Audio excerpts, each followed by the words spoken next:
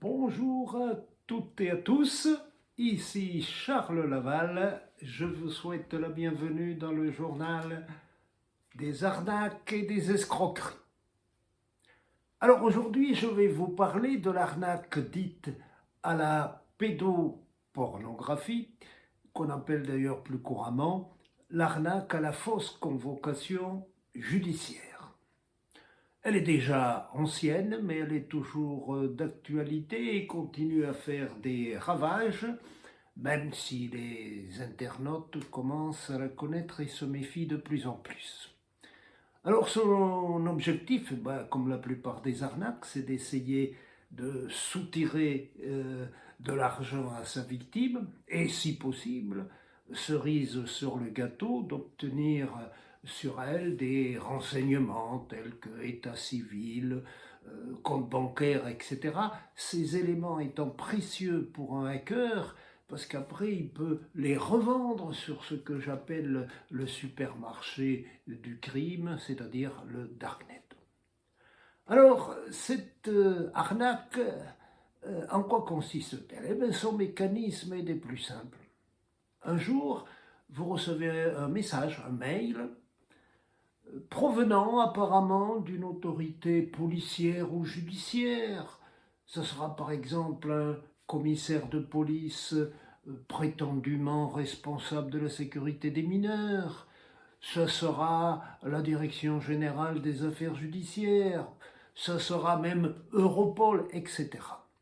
Et alors ce message vous avise que vous êtes susceptible de poursuites judiciaires pour fait de pédopornographie, pédophilie, et puis pendant qu'on y est, la totale, trafic sexuel, exhibitionnisme, etc. Il vous indique que vous disposez d'un délai de 72 heures, c'est-à-dire 3 jours, pour présenter votre défense, c'est-à-dire pour vous justifier. Et pour cela, vous devez vous adresser à une personne dont on communique le nom ainsi que les coordonnées de sa messagerie, parce que tous les rapports vont désormais généralement s'effectuer par messagerie. Le message vous prévient d'autre part que, à défaut, eh bien, votre dossier sera transmis au procureur de la République, qu'un mandat d'arrêt sera lancé contre vous, que vous serez fiché délinquant sexuel. Et puis pendant qu'on y est, allez, votre nom, vos agissements seront remis aux médias pour diffusion afin de servir d'exemple. Alors le problème, c'est que ce message a tout à fait l'aspect de la véracité. Les logos imitent à merveille ceux des organismes policiers ou judiciaires qui existent. Pareil pour les tampons. Il fait référence à des articles du Code pénal. Et puis presque toujours, il y a usurpation d'identité, c'est-à-dire qu'il est question de personnages, c'est-à-dire de commissaires ou de procureurs qui existent et qui sont même en activité. C'est-à-dire que si vous avez la curiosité de faire des recherches sur Internet, eh bien vous allez trouver le nom de ces personnages. Tout cela renforce la véracité du message. Alors quand vous recevez un tel message, la réaction, c'est aussitôt de rentrer en rapport avec l'interlocuteur mentionné pour lui dire attendez, moi je ne comprends pas, il doit y avoir une erreur. La seule chose, c'est que votre interlocuteur va vous dire mais non, effectivement, on va ouvrir un dossier sur vous, il va y avoir une procédure, ça va être long, il va y avoir de la publicité, et puis sur le plan pénal, attention, vous risquez gros, ça peut aller jusqu'à des peines d'emprisonnement. Alors par contre, il y a une deuxième procédure, c'est vous qui avez le choix, c'est d'accepter de payer une amende transactionnelle. Alors si vous la payez, aussitôt on referme le dossier, il n'y a pas de procédure, pas de publicité, on n'en parle plus, c'est classé, terminé. Bon.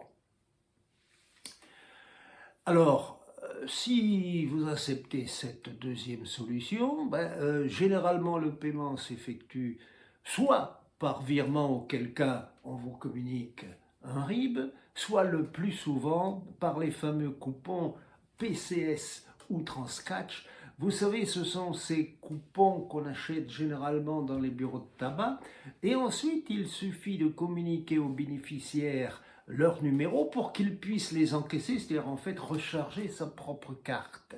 Et tout cela dans un anonymat complet. C'est la raison pour laquelle ce mode de paiement est très recherché, très prisé par les escrocs. Donc, chaque fois qu'on vous propose un paiement par l'intermédiaire de ce système, soyez très très méfiants. Alors, comment réagit le public? Eh bien, la personne qui a quelque chose à se reprocher, elle va faire profil bas, elle va pas discutailler, ergoter, elle va s'incliner très rapidement, elle va payer l'amende, trop contente que le dossier soit classé et qu'on n'en parle plus. Alors, je tempère cependant mes propos parce que, d'après les forces de l'ordre, dans cette catégorie, peu de personnes tombent dans le panneau car ils sont méfiants et soupçonnent tout de suite le traquenard. Par contre, la personne qui n'a rien à se reprocher, elle tombe littéralement des nues. Mais qu'est-ce que c'est que ça? Il n'y a pas de problème, il y a une erreur sur la personne. Donc aussitôt, la réaction, c'est de rentrer en rapport avec l'interlocuteur. Et celui-ci, il est malin, il est finaud, il est très psychologue. Il va lui dire, mais oui, on a ouvert un dossier contre vous. Vous savez qu'on connaît beaucoup de choses sur vous. On connaît notamment l'IP de votre ordinateur, c'est-à-dire en fait l'état civil de votre ordinateur. Et grâce à ça, on vous suit à la trace. On voit tout de suite les sites que vous consultez. Vous savez, votre dossier, il n'est pas fameux. Alors là, la victime, elle complètement désarçonnée, complètement affolée. Mais qu'est-ce que c'est que ça? Arrêtons tout de suite cette procédure infamante. Non mais vous voyez, si j'étais considéré comme délinquant sexuel, ma position vis-à-vis de ma famille, de mes voisins, de mes amis, de mes collègues, etc., ça serait la catastrophe. Arrêtons ça tout de suite. Et tout doucement, elle commence à envisager la solution du paiement de cette amende. Et l'escroc, il est très psychologue, hein, quand il sent que sa victime commence à être ferrée, eh bien, il va lui accorder des facilités de paiement, va peut-être atténuer le montant de l'amende, etc. Si bien que certaines personnes, pour assurer leur tranquillité, acceptent de payer l'amende.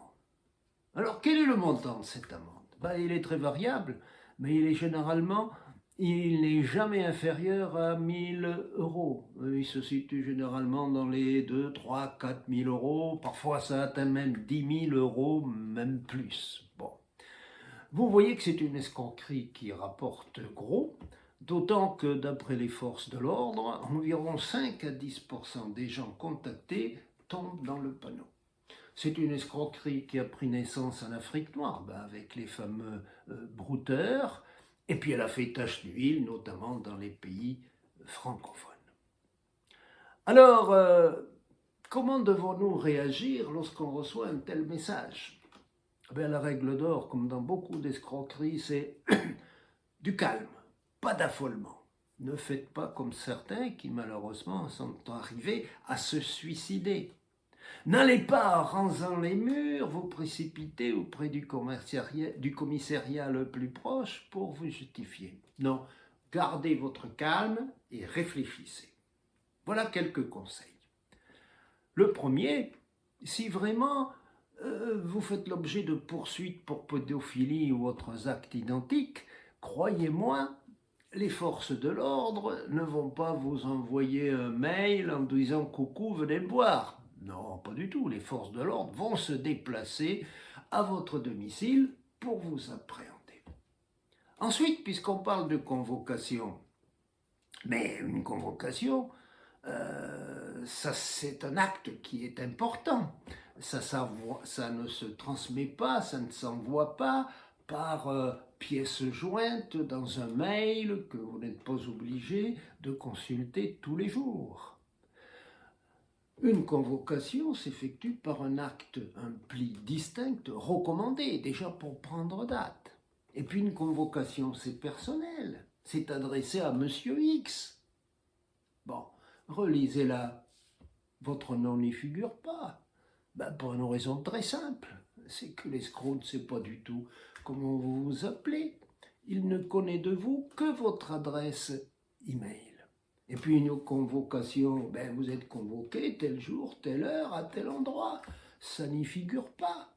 D'ailleurs, tout simplement parce que l'escroc ne tient pas à vous rencontrer, d'autant plus que la plupart du temps, il est à l'étranger. Et puis, relisez bien le texte. Vous verrez parfois des fautes d'orthographe, de syntaxe, de présentation, qui n'ont pas lieu d'être dans un document de cette importance. Encore un autre argument. Vous êtes en communication par messagerie, mais regardez bien l'adresse du destinataire, de la personne avec qui vous correspondez. Si c'est un organisme officiel, automatiquement, son adresse email doit se terminer par gouv.fr et non pas par Hotmail, Gmail ou autre adresse quelconque. Et si vous en êtes arrivé au stade du paiement, si c'est la voie du virement, regardez bien l'adresse. Le compte ne doit pas être à l'étranger. Le compte doit faire figurer un site officiel et non pas Trucmuche, etc. Si vous payez par les fameux coupons, eh bien sachez que jamais, au grand jamais, une autorité policière ou judiciaire ne vous demandera de payer une amende par l'intermédiaire de ces coupons. Ça n'existe pas, fuyez, c'est une escroquerie immédiate. Voilà, je vous ai donné quelques éléments, mais sachez que votre travail n'est pas terminé à ce stade. Vous venez de faire l'objet d'une tentative d'arnaque. Bien, à vous maintenant de contre-attaquer. Et pour cela, il faut vous adresser aux forces de l'ordre et vous avez notamment le site cybermalveillance.gouv.fr, vous avez la plateforme Pharos qui vous aide dans ce travail de déclaration de cette arnaque aux forces de l'ordre. C'est important parce que ça permet justement aux forces de l'ordre d'affiner les statistiques, et puis en réunissant cette masse d'escroqueries identiques, ça leur facilite le travail pour essayer de découvrir la tête, l'auteur de ces arnaques et de pouvoir contrer. Ça leur permet aussi de fermer le site. Si vous en êtes arrivé au stade de payer, là, pas d'hésitation, il faut porter plainte, gendarmerie, commissariat, et là aussi vous avez une plateforme Thésée qui vous facilite le travail et vous guide dans cette tâche. Quant à l'argent que vous avez versé, si vous avez payé par coupon, vous pouvez en faire votre deuil, c'est anonyme, on ne sait pas qui l'a perçu ni où il a perçu. Si vous avez payé par virement, rentrez en rapport immédiatement, le plus tôt possible avec votre banque pour essayer de récupérer les fonds, sachant que ce n'est pas toujours facile. Voilà, je vous ai expliqué le mécanisme de cette escroquerie. Et désormais, vous savez comment réagir et comment l'analyser. Le malheur, c'est que ce n'est pas la seule arnaque qui nous menace. Elles sont multiples. Je dirais même qu'elles explosent en ce moment. C'est la raison pour laquelle je vous en parlerai dans de prochaines vidéos. En attendant, vous pouvez toujours parcourir le livre que j'ai écrit à ce sujet, qui s'intitule « Le grand livre de l'escroquerie », paru aux éditions Le Passeur. C'est un ouvrage assez conséquent, plus de 500 pages, bourré d'anecdotes. C'est un livre à la fois amusant, instructif et de mise en garde. Alors, bonne lecture, à la prochaine vidéo et surtout, restez de plus en plus vigilants. Allez, au revoir.